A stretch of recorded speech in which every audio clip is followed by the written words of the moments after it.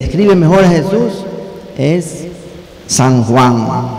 Por eso es que todos estos evangelistas han tenido sus símbolos, ¿no? A San Mateo lo representan con un ángel, a San Marcos con un león, a San Lucas con un buey o con un toro, y en cambio a San Juan lo representan con una águila porque él puede ver con esos ojos la profundidad del corazón de Jesús.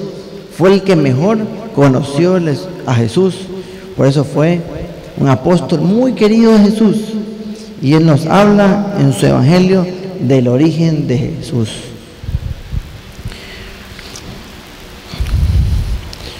Y para saber por qué motivo él escribió el origen de Jesús, cómo es que lo pudo representar tan bien a Jesús, nos vamos al libro de San Juan, en el Evangelio de San Juan, capítulo 20, versículo 31. San Juan 20, 31. Ahí se ve cuál es el objetivo de este Evangelio. Amén. Estas cosas han sido escritas para que ustedes crean que Jesús es el Cristo, el Hijo de Dios, y para que creyendo tengan vida en su nombre. Entonces, esta es la causa y el motivo para creer en Cristo Jesús. Nos ha dado a través de Jesús la salvación, pero esta salvación también es condicionada. No es que solamente porque vino Cristo ya nosotros, aparte de ser merecedores, nos presenta Jesús, se presenta en este evangelio como la palabra de Dios. Mucha gente dice: este hermanito tiene mucha labia, este hermanito convence a cualquiera, este hermanito tiene un verbo espectacular. Bueno, si esa persona tiene un verbo, el mismísimo Dios también tiene un verbo, también tiene palabra. Y San Juan lo presenta a Jesús como la palabra de Dios, como el verbo de Dios. Y ese verbo se hizo carne. ¿Para qué? Para estar con nosotros.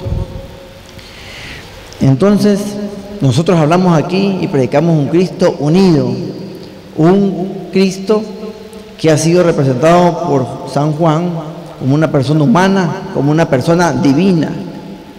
Pero no predicamos un Cristo destrozado, un Cristo remendado, un Cristo que la mitad es humano ni la mitad es divino. Nosotros predicamos un Cristo íntegro, un Cristo sólido, un Cristo sin frisaduras, un Cristo que es 100% humano, un Cristo que es 100% divino. Entonces San Juan comienza afirmando en su evangelio, en el capítulo 1, del 1, versículo del 1 al 3, en el principio ya existía la palabra, y aquel que es la palabra estaba con Dios, y era Dios. Él estaba en el principio con Dios. Por medio de él, Dios hizo todas las cosas. Nada de lo que existe fue hecho sin él. ¿Cuándo entonces existió Jesús? En el principio, dice, ya existía la palabra. ¿Quién es la palabra? Jesús. Jesús es la palabra. O sea que ¿cuándo existió Jesús? Jesús, a lo mejor muchos piensan que existió hace 2000 años, cuando estuvo en el vientre de la Virgen María y la Virgen María dio a luz. Muchas personas dicen: sí, Jesucristo nació hace 2000 años, recién comenzó Jesús, y Dios ya estaba mucho antes. Se equivocan. Jesús estaba desde el comienzo, desde el principio. Entonces San Juan nos indica que Jesús es eterno, ¿verdad? Esto es, que ¿quién entonces hizo a Jesús? ¿Ah? Jesús ya estaba con Dios. Él no es una criatura. ¿Qué es una criatura? Criaturas somos nosotros los hombres. Criaturas somos todos los seres vivos. Todas las criaturas han sido creadas por Dios. Pero Jesús no es criatura. Jesús no ha sido creado por nadie. Jesús es creador. Jesús no es criatura. Indica que Jesús estaba con Dios y era Dios. Miren este misterio. ¿Qué misterio? Jesús estaba con Dios y era Dios. Miren, decían por ahí que la literatura, miren, ya estaba en la Biblia la literatura. Esta manera de redactar es una paradoja jurídica. Es como decir que cerca y al par que lejos están la vida y la muerte. Aquí también hay una paradoja divina que nos dice que estaba con Dios y era Dios. Entonces, esto no podemos razonar, no podemos descifrar.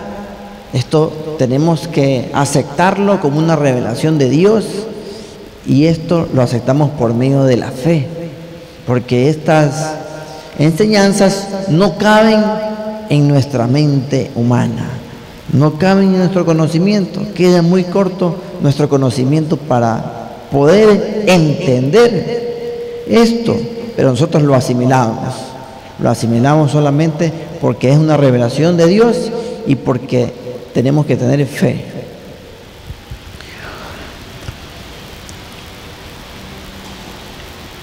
Por medio de Él, Dios hizo todas las cosas y nada de lo que existe fue hecho sin Él.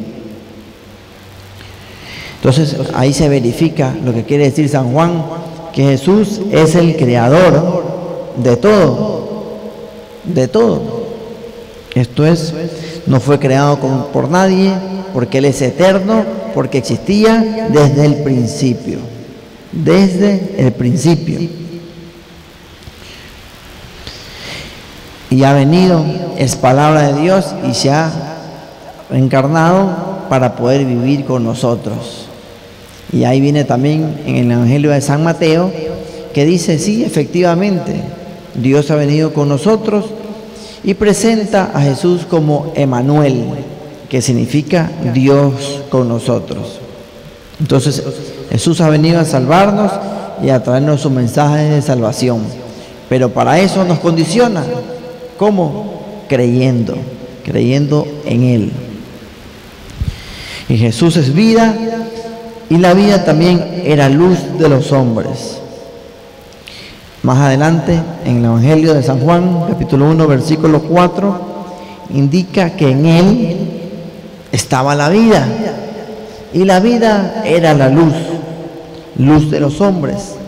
La luz resplandece en las tinieblas, y las tinieblas no prevalecieron contra ella.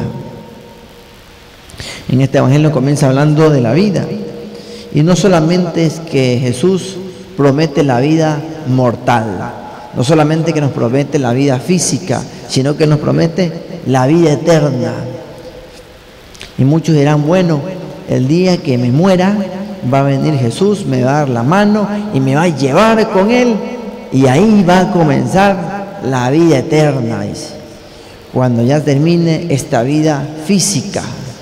Bueno, hermano, la vida eterna comienza ahora, la vida eterna comienza desde este momento, la vida eterna comienza viniendo a misa, viniendo al grupo, ya dejando de hacer las cosas que hacíamos antes, mejorando cada día, confesándose, comulgar, recibir la Eucaristía.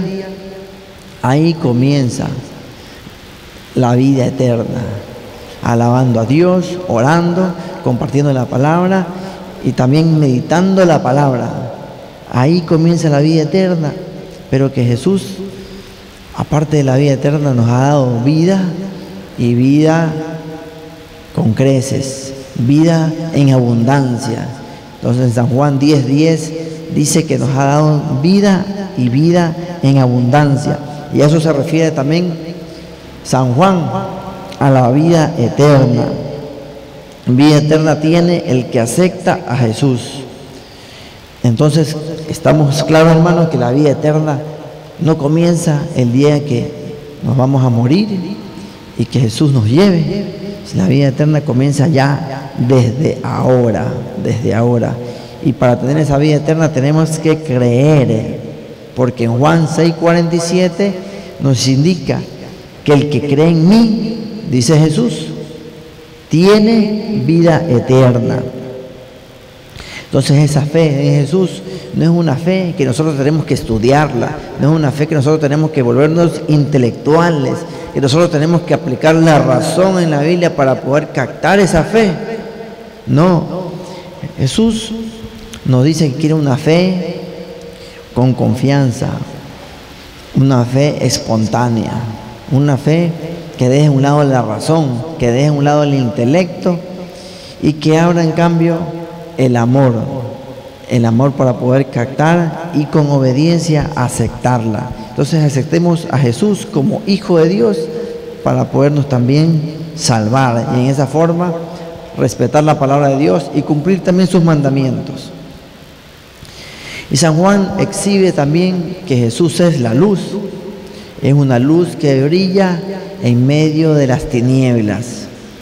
Entonces, si en este momento se va la luz aquí y alguien tiene por lo menos una linterna, esa persona no se va a caer, esa persona no se va a enredar con los cables, no se va a tropezar con las bancas, porque tiene una luz, ¿no?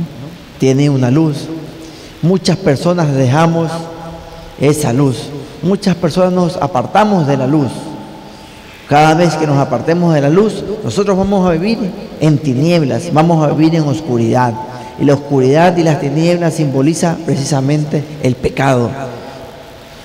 Simboliza la muerte, simboliza el caos, la maldad, el desorden. Esas son las tinieblas. La gente que vive en tinieblas es porque no tiene la luz de Cristo. La gente que vive en tinieblas es una persona que vive haciendo maldades. El que no tiene la luz de Cristo, la vida es un caos, es un desorden total. Por eso es importante la luz, claro, y fueron las primeras palabras de Dios.